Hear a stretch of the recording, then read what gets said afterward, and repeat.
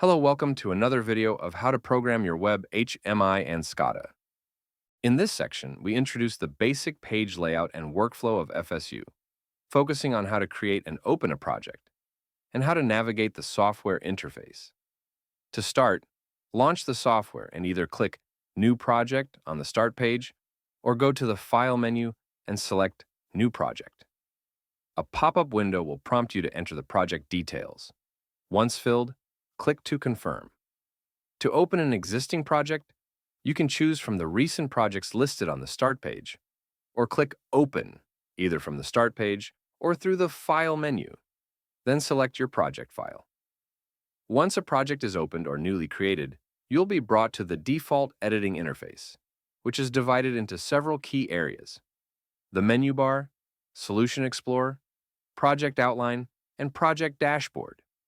The menu bar, located at the top, gives access to all main functions such as File, Edit, View, Run, Setup, Tools, and Help.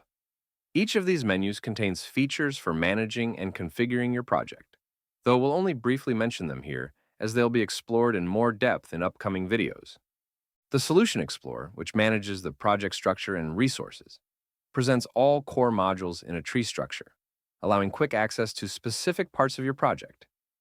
It includes the Data section, where you can build your own data model by creating variables, events and alarms, and methods. This serves as the foundation for displaying device data and defining logic through simple configurations or scripting. The View section lets you design highly customizable and professional visual interfaces using drag-and-drop tools editing. The visual interface of the FSU design environment is organized into several key areas to streamline your workflow. At the top, the first-level tab bar shows recently opened project tabs, allowing quick access to different functional modules. Just below, the second-level tab bar helps users manage different views and configure various functions within each tab. The floating toolbar provides convenient tools and can be repositioned by dragging with the mouse. Hovering over icons shows tooltips with descriptions.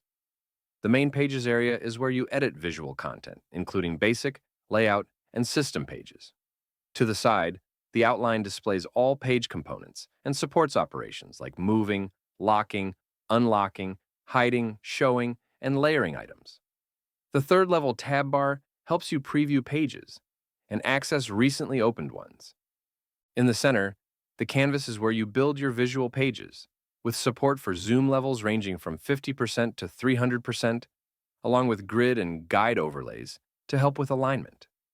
On the right, the Property panel shows component and page parameters for easy editing, while the Interaction Events panel lets you assign actions and methods to components.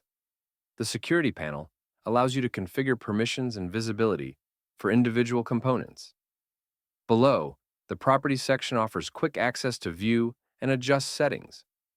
The Components area contains categorized UI elements that you can drag and drop directly onto the canvas. Additionally, the Graphics section includes system and user-uploaded images for use in your designs. Finally, the Object View section lets you browse reusable object templates, which can also be dragged into your canvas to speed up development. You can link visual components to your data model, enhancing real-time interaction during runtime. If you need inspiration, reusable graphic elements and page templates are available in the Library module. For specific videos of Library module and View function are within the program. Enter the Project Datasets Edit window to begin configuring your application. Using a relational database, you can store data samples and visualize them through the List component for data lake-style operations. Next, configure the service by mapping variables or channel addresses in the project to the corresponding service address, for example, in a Modbus slave service.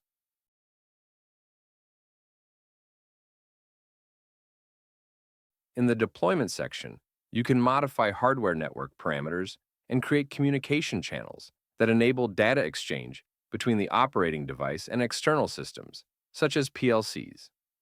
Under the Peripherals menu, you can add and manage various peripheral devices like barcode scanners, card readers, and cameras.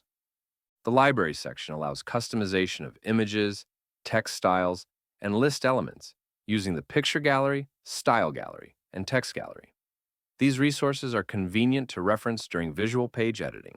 You can also build web-based visual interfaces to create remote systems. The platform supports connections to third-party systems, including custom data, type definitions, and user-defined structures.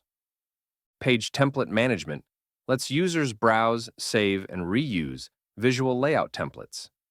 In user administration, system users can be created, managed, and assigned specific roles and permissions. Finally, the operation panel area is the main workspace for page creation. When a user begins designing a layout or visual interface, they will enter the project visualization editing environment. That's it for our page layout introduction. Explore the rest of our videos to learn more about programming your HMI and SCADA systems.